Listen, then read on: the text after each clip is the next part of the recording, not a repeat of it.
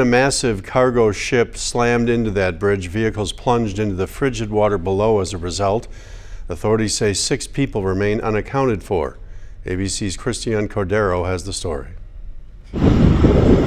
Crews in Baltimore are working against the clock to find survivors of the Francis Scott Key Bridge collapse. We're going to send all the federal resources they need as we respond to this emergency. It was around 1:30 this morning that Maryland officials say a container ship lost propulsion as it was leaving Baltimore and crashed into the bridge. Video shows the ship hitting a support column. The lights go out as the entire span collapses. Seconds before impact, that same footage appears to show vehicles crossing. The vessel is 985 feet long.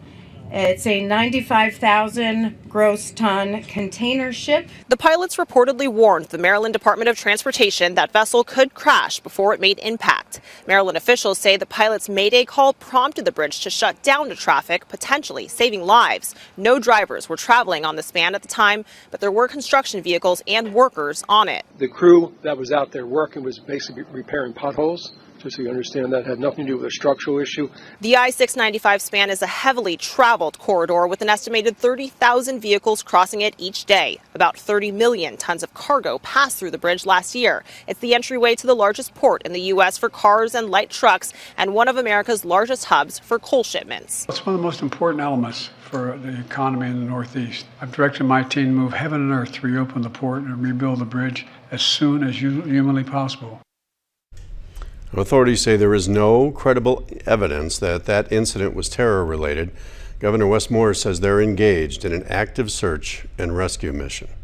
Well, boats and barges operate under bridges in La Crosse all the time. We spoke with the La Crosse Fire Department, and they say that something like this is rare, but they're always prepared.